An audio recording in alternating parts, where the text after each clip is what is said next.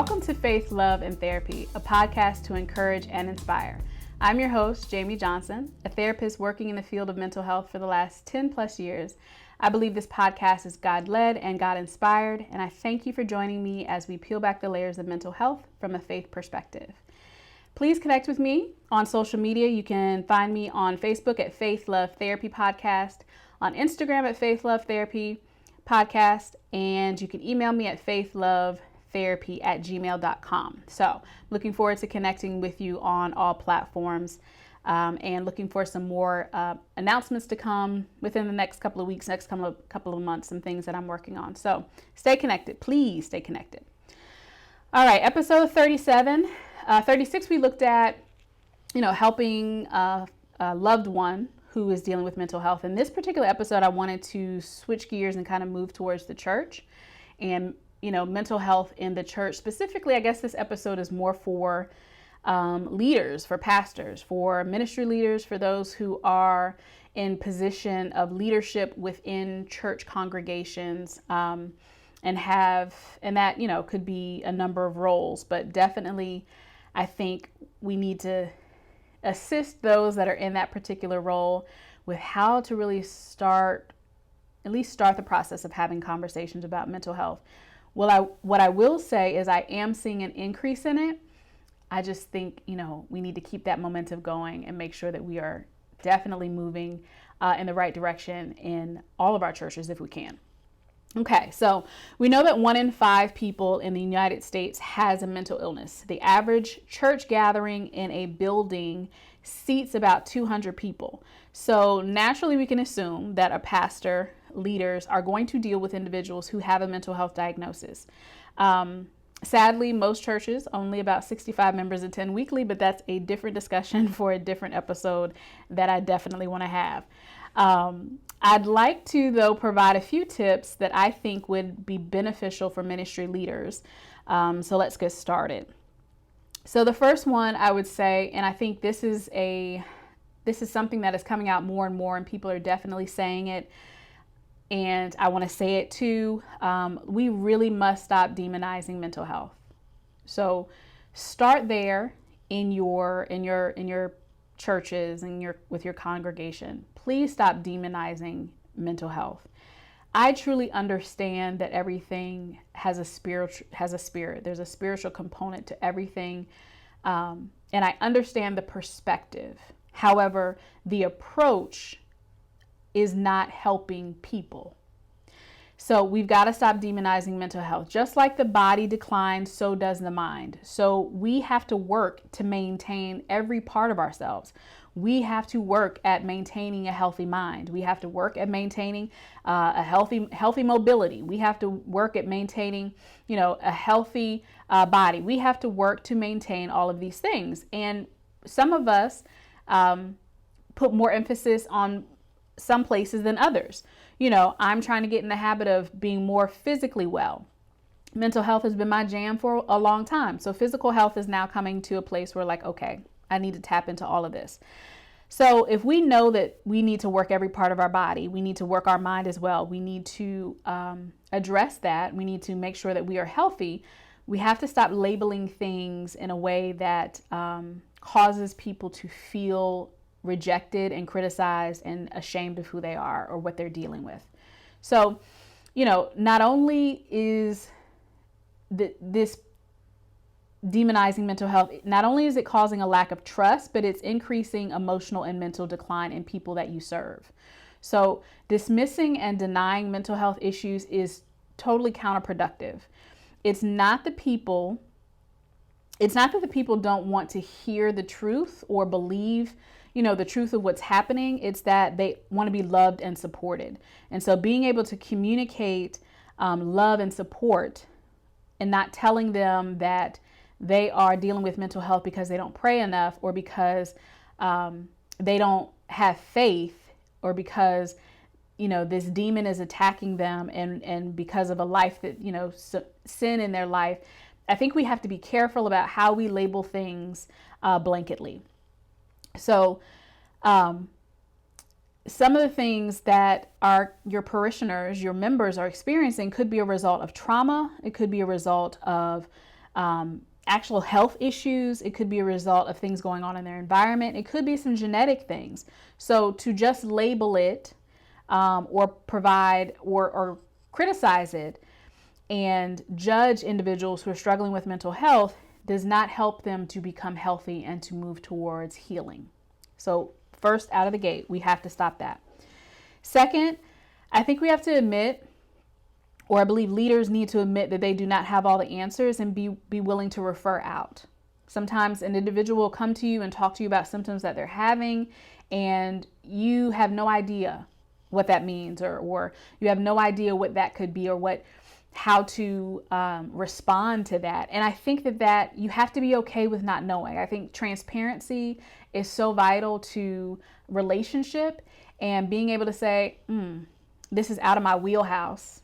That is something that is to be respected, and not from a place of like, oh, you are beyond my understanding, but no, this is just not something I'm trained in. And I want to make sure that you have the support and the help that would be beneficial. So I do think having a general knowledge of some symptoms and common diagnosis is good to be able to, in conversation, to be able to say, okay, well, that does sound like you're a bit, on the anxious side, or does it sound like you're feeling a bit depressed? To have a bit of information helps to give you some insight, but also it will connect you a bit more and you have a genuine concern when you have more knowledge and understanding of what they may be dealing with. Consult mental health professionals in your congregation. Ask them about resources if they are not necessarily a resource, because some therapists, they want to be able to go to church without being the therapist at church. Some of them are not interested in providing support or care in that manner. And that's perfectly fine, but they may be able to say, here are some agencies that are local. Here are some practices or therapists that I know that could provide support. So tap into the mental health providers in your congregation. Also partner with local practices that may be willing to take referrals. So you having a conversation of, this is my ministry, this is where we are. We notice that you provide this type of service. Could we, have a referral form if we'd like to refer members out?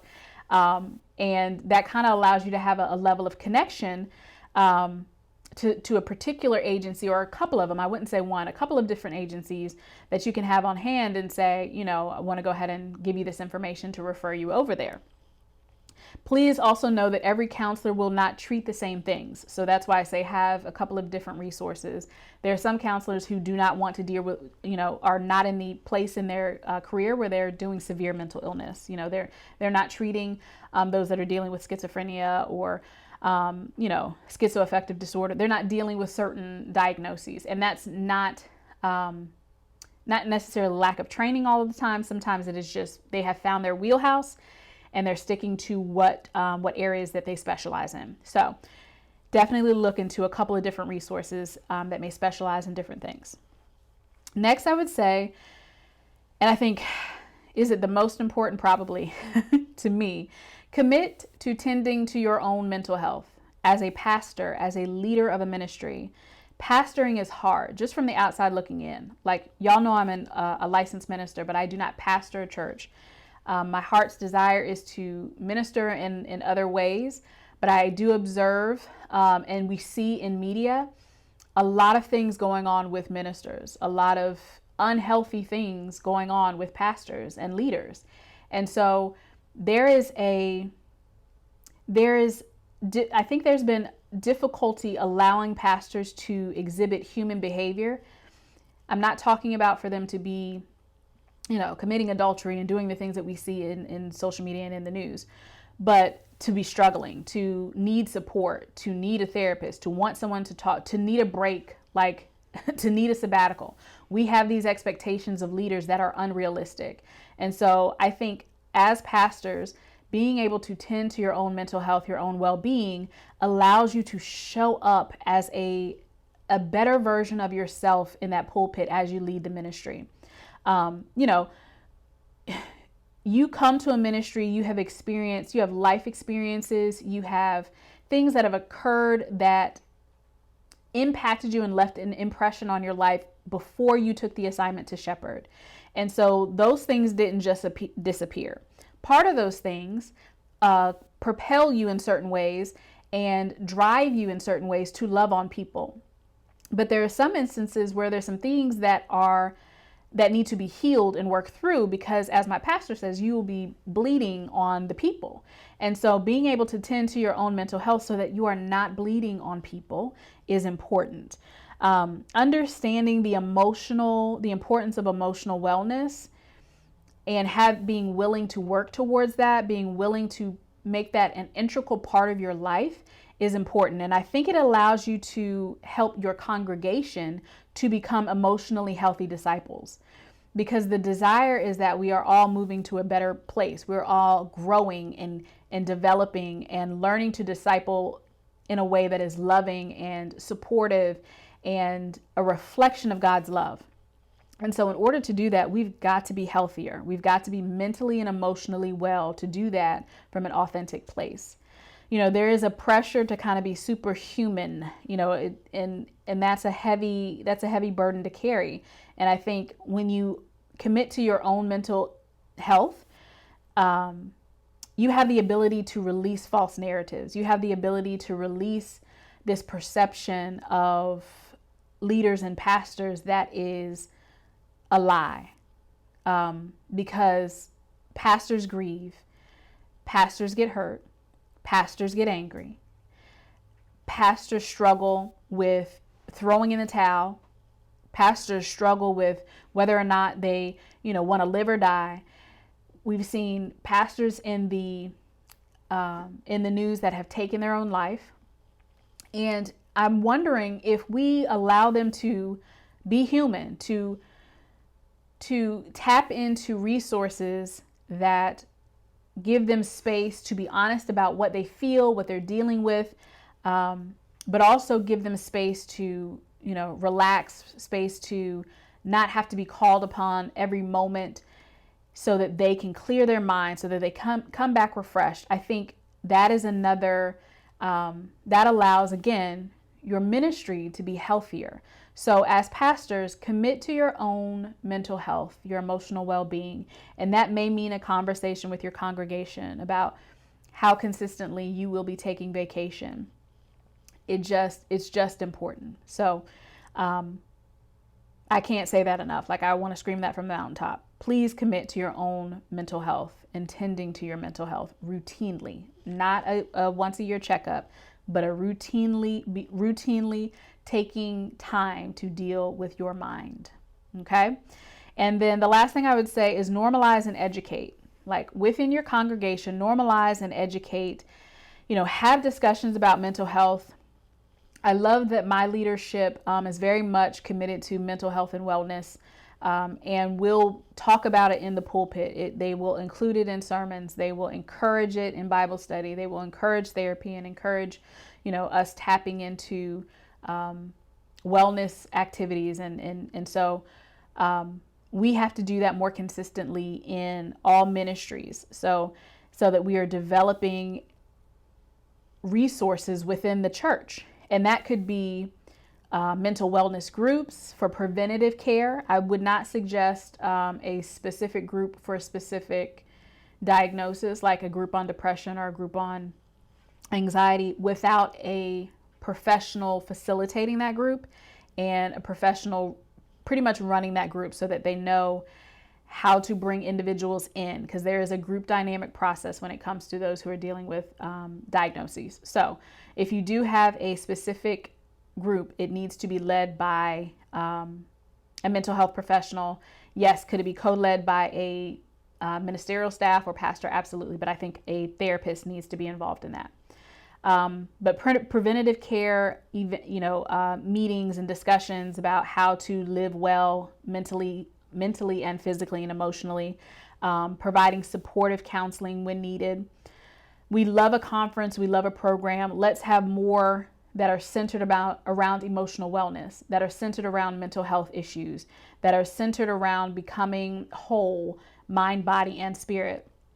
be open to training as well. You know, mental health first aid courses are available online. Some of them, there are a few that are free. Some of them are, many of them are not, but it's not costly. You know, they're pretty affordable, but they're mental health first aid courses, and they're available for tending to or helping children with their mental health. And then there are other courses that are for helping adults with their mental health. Also, suicide prevention training. They have those everywhere. Being able to have those for your staff. And then you can open it up to members of your congregation who may be interested in participating in that. So normalize it by having these educational events. Normalize it by providing this training and taking the trainings yourself if you're not going to have them in your congregation just yet. But being aware, educate yourself, normalize mental health so that you understand it is part of being healthy, period. Okay, so I think that there's probably a lot more, but I just wanted to start with a few things that how you can start to incorporate the importance of mental wellness and mental health issues in your ministries, because this is something that is prevalent, and there's no way that you are pastoring a church and not encountering someone that is dealing with this, someone that is emailing you, someone that is calling you, texting you, that is struggling. And being prepared, having the resources, tapping into resources in your community, even in your congregation is important. Be willing to be vulnerable to say that you don't have the answers, and be willing to go out and look for them. So I hope that this helps. I thank you for joining me as we talk about mental health and healing. I'm healing, and I'm taking some folks with me. So I'll see you next time. I'm gonna get it out, y'all. I'm gonna see you next time.